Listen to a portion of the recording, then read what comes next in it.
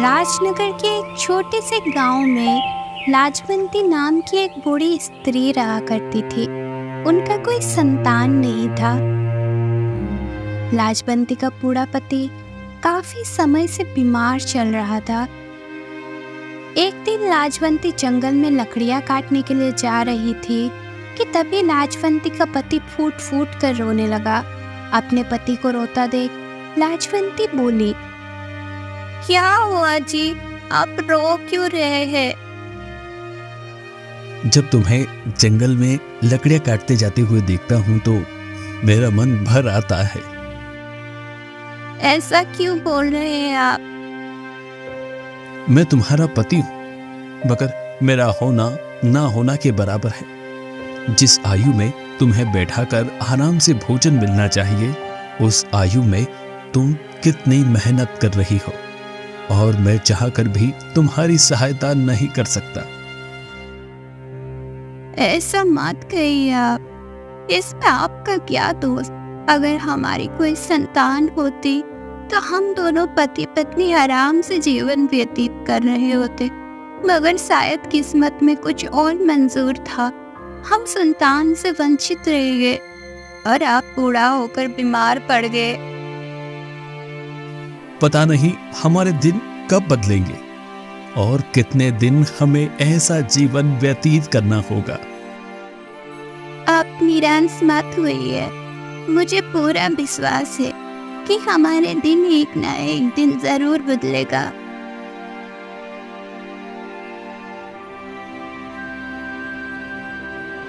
इतना बोलकर लाजवंती जंगल में चली गई कि तभी उसके कानों में किसी पक्षी के तेज पंख फड़फड़ाने की आवाज टकराई। लाजवंती अपने आप से बोली, इतनी तेज पंखों की फड़फड़ाने तो मैंने कभी नहीं सुनी। ये तो कोई पक्षी नहीं बल्कि कुछ और ही लगता है। इतना बोलकर लाजवंती इधर उधर देखने लगी। तभी उसने देखा कि एक वृक्ष के नीचे एक स्त्री, जिसके बड़े बड़े पंख थे, घायल अवस्था में जमीन पर पड़ी हुई थी। लाजवंती तुरंत उसके पास जाकर बोली, क्या हुआ? तुम्हारे शरीर में इतनी चोट कैसे लगी और कौन हो तुम? पंखों वाली स्त्री दर्द से कराते हुए बोली, मैं एक परी हूँ। मैं यहाँ पर घूम रही थी कि अचानक मेरे पंख इस नुकीले पेड़ से टकरा गए और मैं घायल होकर नीचे गिर पड़ी। ओह, तुम्हारे पंख में तो काफी चोट पहुंची है। तुम्हें तो बहुत ज्यादा दर्द हो रहा होगा। हाँ, दर्द तो बहुत हो रहा है। तुम यहीं पर रुको, मैं जंगल से औषधि पत्ते को तोड़ कर लाती हूँ। तुम जल्दी ठीक हो जाओगी। उसकी जरूरत नहीं है। तुम एक काम करो, इस धरती की मिट्टी को मेरे जख्म पर लगा दो, मैं सही हो जाऊंगी।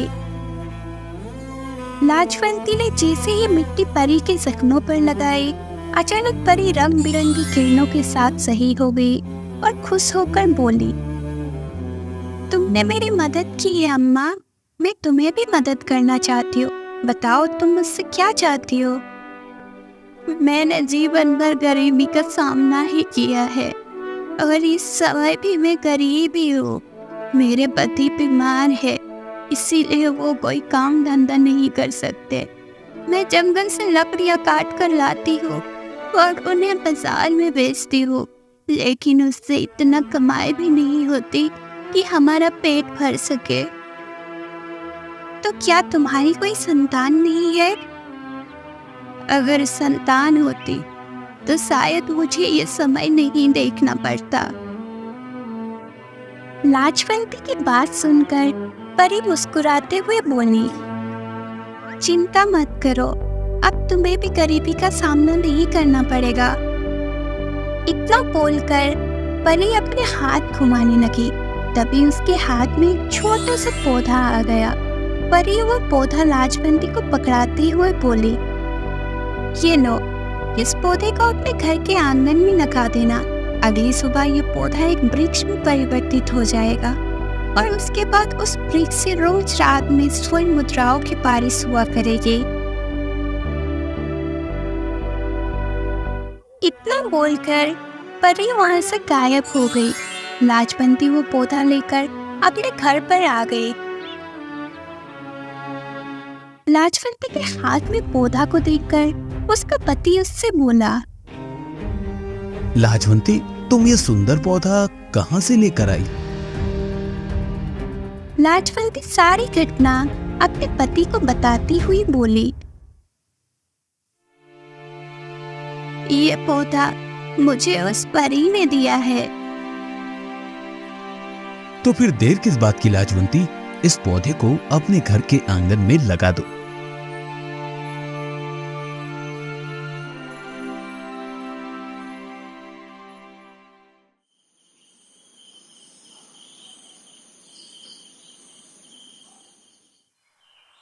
अगली सुबह जब वो सोकर उठे तो उन्हें अपने घर के आंगन में एक बहुत ही बड़ा सुंदर वृक्ष दिखाई दिया।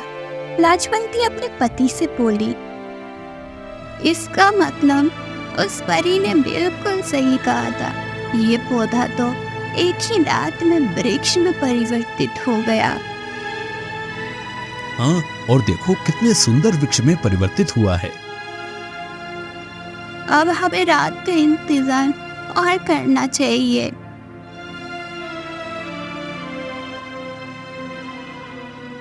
वो दोनों बेसब्री से रात होने का इंतजार करने लगे। रात होते ही उस वृक्ष से स्वर्ण मुद्राओं की बारिश होने लगी। देखते ही देखते लाजवंती के आंगन में स्वर्ण मुद्राओं का भंडार एकत्रित हो गया।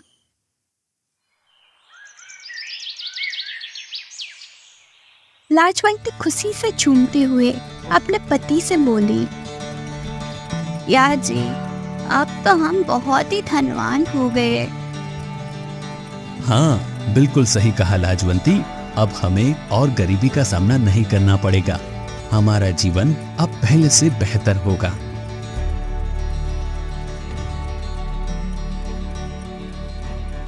कुछ ही दिनों में लाजवंती ने अपने घर के सामने राजनगर के राजा संग्राम सिंह से भी बड़ा महल बनवा लिया और दोनों खुशी खुशी अपना जीवन व्यतीत करने लगे।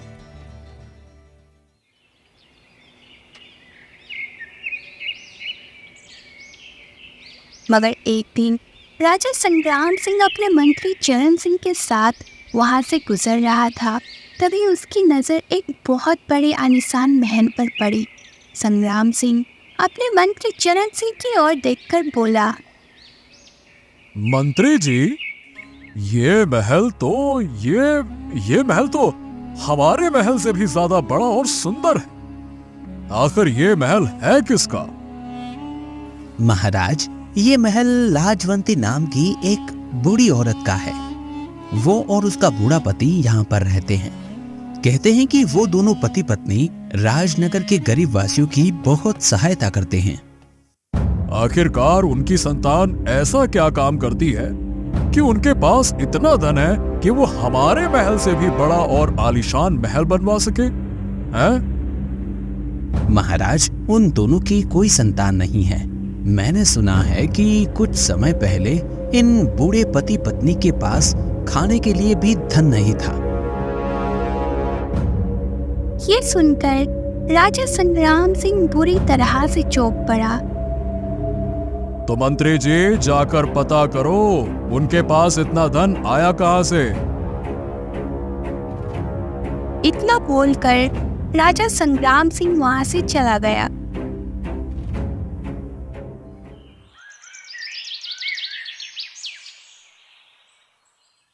अगले दिन मंत्री चरण सिंह राजा संग्राम सिंह से बोला, महाराज, मैंने बूढ़े पति पत्नी से बहुत पता किया, मगर उन दोनों ने बताने से साफ इनकार कर दिया। ये सुनकर राजा संग्राम सिंह गुस्से से आग बबूला होकर बोला, तो जाओ उन दोनों पति पत्नी को यहाँ इसी समय लेकर आओ। जाओ। कुछ ही देर के बाद लाजवंती अपने बूढ़े पति के साथ राजा के महल के दरबार में खड़ी हुई थी। राजा संग्राम सिंह लाजवंती की ओर देखकर बोला, मैंने अपने सैनिकों को भेजकर पता लगाने के लिए बोला कि तुम्हारे पास इतना धन कहां से आया, लेकिन तुम हो कि मेरे सैनिकों को इनकार करके तुमने भगा दिया। तुम्हारी इतनी हिम्मत! और तो और मैंने सुना है कि तुम्हारी कोई संतान भी नहीं है। चलो बताओ, इतना धन तुम्हारे पास आया कहां से? क्षमा कीजिए महाराज, मैं सिर्फ केवल इतना कह सकती हूँ कि मेरे पास धन बेईमानी का नहीं है। अगर तुम्हारे पास धन बेईमानी का नहीं है तो फिर तुम्हारे पास इतना धन आया कहां से? सीधी तरह से मुझे बता दो बुढ़िया। क्षमा कीजिए महाराज, मैं आपको ये बात नहीं बता सकती क्योंकि मुझे ये ना बताने के आदेश मिले हुए हैं। लाजवंती, मैं तुम्हें अभी और इसी वक्त इस राज्य से निकलने का आदेश देता हूं। अगर तुम बूढ़े पति पत्नी मेरे राज्य के आसपास भी दिखाई दिए तो मैं उसी समय तुम्हें मौत के घाट उतरवा दूंगा। और हां, तुम यहां से अपने महल नहीं बल्कि सीधे राज्य से बाहर जाओगे। राजा संग्राम सिंह का आदेश सुनकर लाजवंती अपने पति के साथ राज्य छोड़कर निकल गई। वो बेचारी अपने घर से कुछ धन भी नहीं ले जा सकी। वो एक जंगल में बैठकर अपने पति से बोली, किस्मत ने हमें वही लाकर खड़ा कर दिया जहाँ से हम उठ खड़े हुए थे। शायद हमारे भाग्य में सुख लिखा ही नहीं है। तुमने सही कहा लाजवंती, हम तो जहां से चले थे वहीं आकर खड़े हो गए। पता नहीं हमारी किस्मत में आगे क्या लिखा है। अब हम कहाँ जाएंगे? सुना है कि किशनगढ़ राज्य का राजा बहुत ही दयालु है। हम किशनगढ़ राज्य में ही चलते हैं। सब बोलने की बात है, सब राजा एक जैसे ही होते हैं। हमें अब किशनगढ़ राज्य के जंगल में ही झोपड़ी बनाकर फिर से रहना पड़ेगा। लाजवंती अपने पति के साथ किशनगढ़ राज्य के सीमा से कुछ दूर जंगल में झोपड़ी बनाकर रहने लगी। इधर किशनगढ़ का राजा विक्रम एक कक्ष के बाहर चिंतित अवस्था में टहल रहा था कि तभी वहां महल के राजगुरु आते हैं और राजा विक्रम से बोले, चिंता मत कीजिए महाराज, इतने साल इंतजार करने के बाद आज आपके घर संतान होने वाली है। मुझे पूरा विश्वास है कि महारानी एक पुत्र को ही जन्म देंगी। हाँ, आप तो जानते हैं राजगुरु, मेरे विवाह को 10 वर्ष हो चुके हैं। बड़ी प्रार्थनाओं के बाद ये समय देखने को मिला है। तभी कक्ष से एक दासी राजा विक्रम के सामने सर झुकाकर खड़ी होकर बोली, महाराज, महारानी ने जुड़वा पुत्र को जन्म दिया है। क्या? अरे ये तो बड़ी प्रसन्नता की बात है।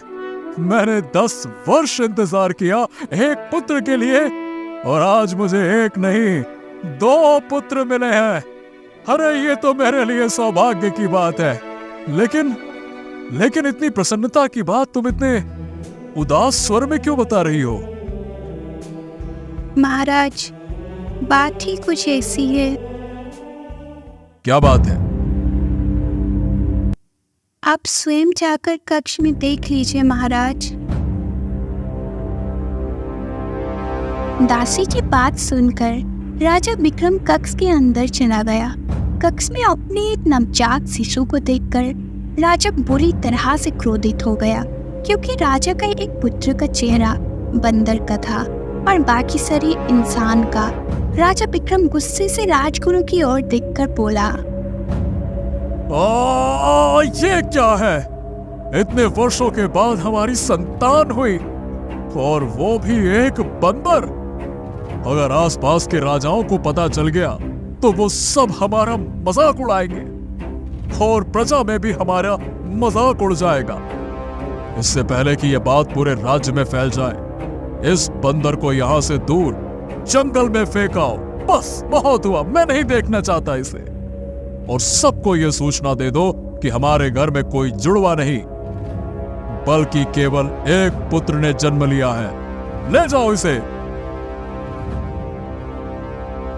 और फिर राजगुरु ने उसी समय राजा विक्रम के बंदर पुत्रों को सैनिकों से जंगल में फेंकने को कहा। सैनिक तुरंत राजा विक्रम के पुत्र को जंगल की ओर ले गए और उन्होंने उस नवजात शिशु को झाड़ियों में फेंक कर चले गए। मगर वो नहीं जानते थे कि इस दृश्य को दूर से लाजवंती देख रही थी। लाजवंती तुरंत राजा विक्रम के पुत्र के पास आ गई और उसे देखकर चूकती हुई बोली, अरे ये बच्चा यहाँ क्यों छोड़ गए? कहीं ये बच्चा राजा का तो नहीं है?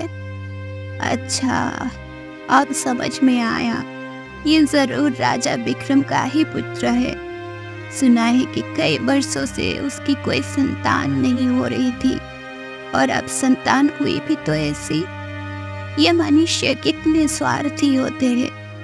अगर यही सुंदर पुत्र होता तो महल में दावतें होती और जश्न मनाया जाता, लेकिन क्योंकि ये बंदर के रूप में है, इसीलिए इसे यहाँ छोड़ दिया गया। लाजवंती ने नन्हे राजकुमार को अपने गोद पे उठा लिया। तुम्हें तुम्हारे पिता ने अस्वीकार करके जंगल में फिकवा दिया, परंतु मैं स्वार्थी और मतलबी नहीं हूँ। मैं तुम्हारी परवरिश करूंगी और मैं तुम्हारा नाम आज से आदित्य रखती हूँ।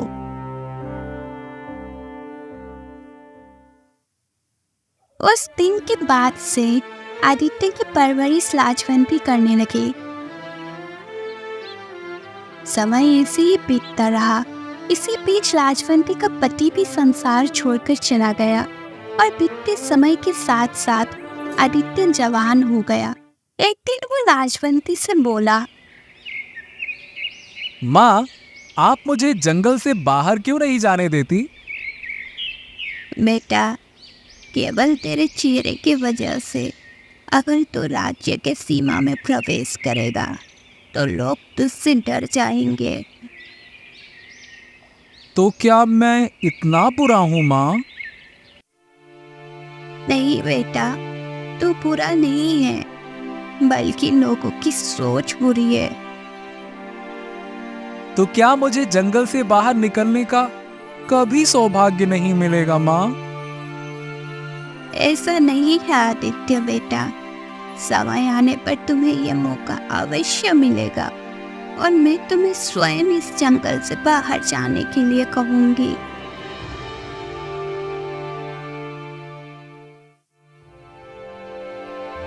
इधर राजा संग्राम सिंह अपने मंत्री चरण सिंह से बोला, मंत्री जी, हमारी पुत्री राजकुमारी सुलेखा विवाह योग्य हो गई है।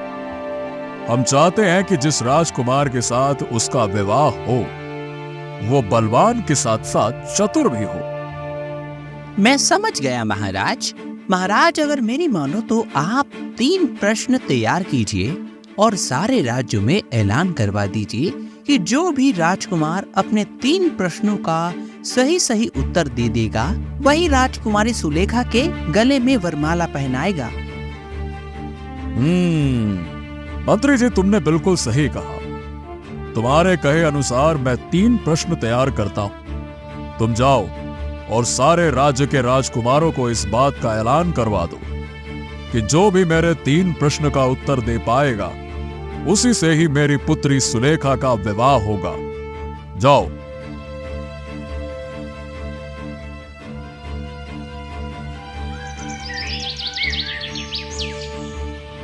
अगले दिन मंत्री चरण सिंह ने आसपास के सारे राज्यों के राजकुमारों में ऐलान करवा दिया। किशनगढ़ राज्य में ये ऐलान सुनते ही लाजवंती आदित्य से बोली, तुम हमेशा कहते थे ना कि तुम इस जंगल से बाहर कब निकलोगे। समय आ गया है बेटा, तुम्हारे जंगल से बाहर निकलने का। क्या सच माँ? इसका मतलब अब मैं सारी दुनिया घूम सकता हूँ ना, है ना? बेटा, अब तुम्हें राजनगर की ओर रवाना होना होगा। राजनगर में राजा संग्राम सिंह की एकलौती पुत्री सुलेखा का विवाह होने वाला है और राजा संग्राम सिंह ने शर्त रखी है कि जो भी राजकुमार उसके 3 प्रश्नों का उत्तर दे देगा वही राजकुमार राजकुमारी सुलेखा का पति बनेगा। वहाँ पर 3 राजकुमार पहुँच चुके हैं, तुम भी वहाँ पर चले जाओ। माँ, पर मैं कोई राजकुमार हूँ ही नहीं। नहीं बेटा, तुम एक राजकुमार ही हो। आज तक मैं तुमसे एक बात छिपाते हुए आई हूँ। दरअसल लाजवंती आदित्य को सारी घटना बताते हुए बोली, कुछ सैनिक तुम्हें यहाँ पर फेंक कर चले गए थे। मैं चाहती हूँ कि तुम राजकुमारी सुलेखा से विवाह करके ये साबित कर दो कि तुम अपने जुड़वा भाई और बाकी और राजकुमारों से भी अधिक गुणवान और ज्यादा बेहतर हो।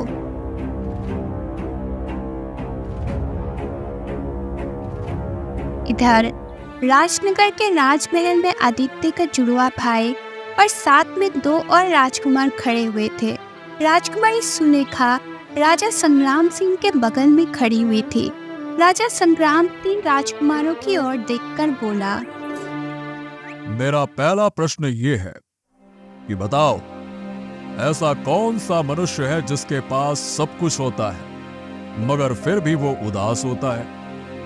मेरा दूसरा प्रश्न ये है कि वो क्या है जिसे मनुष्य जितना भी पाले परंतु उसे और ज्यादा पाने की चाहत कभी खत्म नहीं होती? राजा संग्राम सिंह की बात सुनकर तीनों राजकुमार सर झुकाकर खड़े हो गए। महल में सन्नाटा छा गया। तभी वहां पर चौथा राजकुमार आ पहुंचा। उस राजकुमार ने चेहरे कपड़े से ढक रखा था। वो निडर होकर राजा संग्राम सिंह से बोला,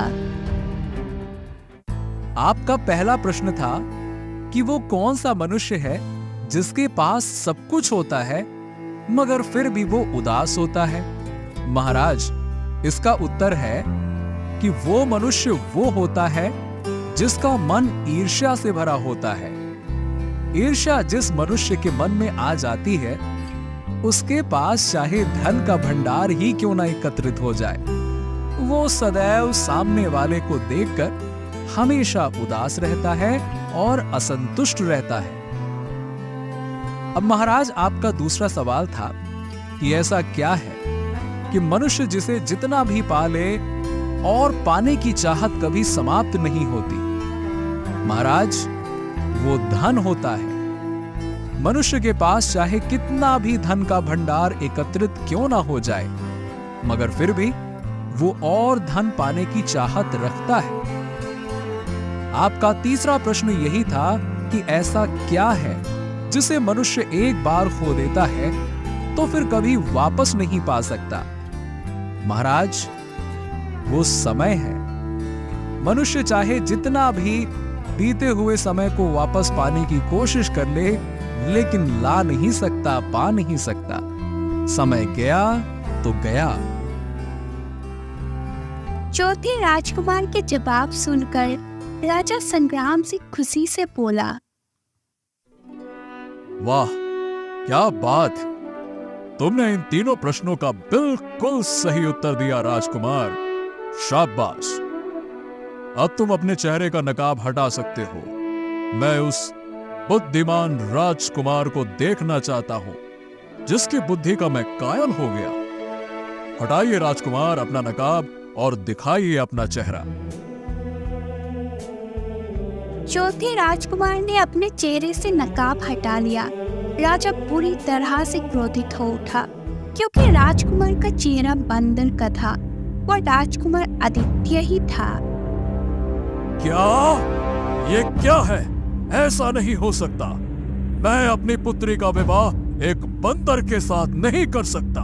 और हो न हो, मैंने तो इस प्रतियोगिता में सिर्फ और सिर्फ राजकुमारों को बुलाया था, लेकिन तुम बंदर यहाँ कैसे पहुंच गए? महाराज, मैं आपके पड़ोसी राज्य किशनगढ़ के राजा विक्रम का पुत्र हूं। झूठ बोलते हो तुम, ऐसा कैसे हो सकता है? राजा विक्रम का पुत्र राजकुमार चंदन तो मेरे सामने खड़ा है, और जहां तक मैं जानता हूं कि राजा विक्रम की तो एक ही संतान है, फिर तुम उसके पुत्र कैसे हो सकते हो? मैं तुम्हें अभी और इसी वक्त मौत के घाट उतरवा दूंगा। तभी वहां पर लाजवंती आ पहुंची।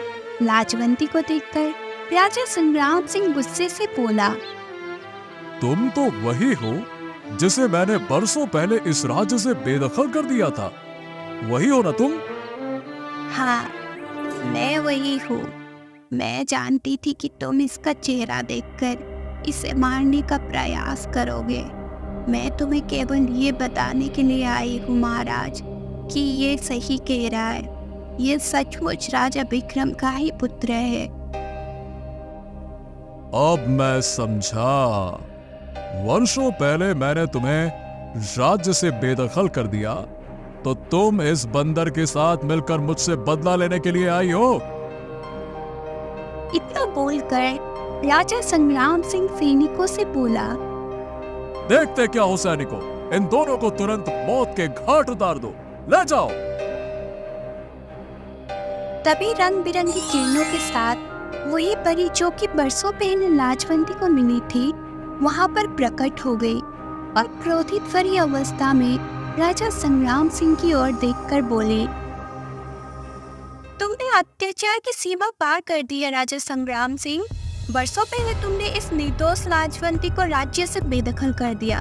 बेचारी ये राज्य छोड़कर किशनगढ़ राज्य चली गई और वहाँ के राजा ने अपने पुत्र की शकल बंदर की तरह देखकर उसे जंगल में फिकवा दिया। मगर लाजवंती की इंसानियत देखो, इसने उसे अपने पुत्र की तरह पाला और इससे अच्छी परवरिश की, इससे अच्छा संस्कार दिए, पर क्योंकि वो एक राजकुमार था इसीलिए उसने उसे यहाँ पर भेजा। पर तुम उसके बुद्धि के कायल होने के बजाय उसे मौत के घाट उतरवा रहे हो। मैं तुम्हें जीवित नहीं छोड़ूंगी। परी क्रोध में राजा संग्राम सिंह को जलाने ही वाली थी कि तभी लाजवंती परी से बोली, इन्हें क्षमा कर दो परी। मैं नहीं चाहती कि महाराज की बेटी के ही सामने उसके बाप को जला दिया जाए। सुना तुमने, इसे कहते हैं इंसानियत। परी की बात सुनकर राजा संग्राम सिंह आंखों में पश्चाताप के आंसू लिए हुए बोला, मुझसे गलती हो गई परी, कृपया मुझे माफ कर दो। मैं आगे से किसी के साथ ऐसा बर्ताव नहीं करूंगा। आज मेरी आंखें खुल गई हैं। कृपया मुझे क्षमा कर दो परी। तभी परी की आंखों से रंग बिरंगी किरणें निकलने लगी और राजकुमार आदित्य का चेहरा एक बहुत ही सुंदर नवयुवक चेहरे में परिवर्तित हो गया।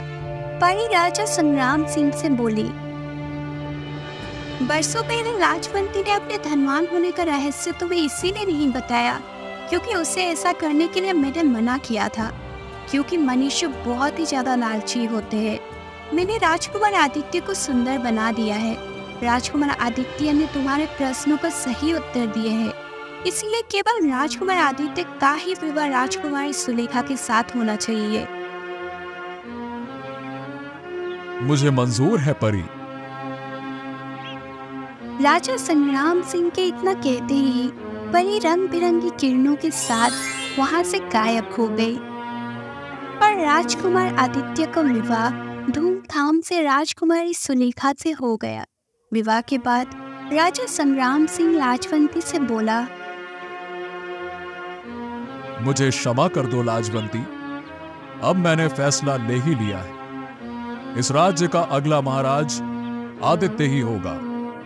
मैंने तुम्हारे साथ जो बुरा बर्ताव किया वो क्षमा के काबिल तो नहीं, परंतु मैं फिर भी प्रायश्चित करना चाहता हूं। मैं चाहता हूं कि आज से तुम मेरे महल में ही रहो, क्योंकि तुम ही राजकुमार आदित्य की असली मां हो।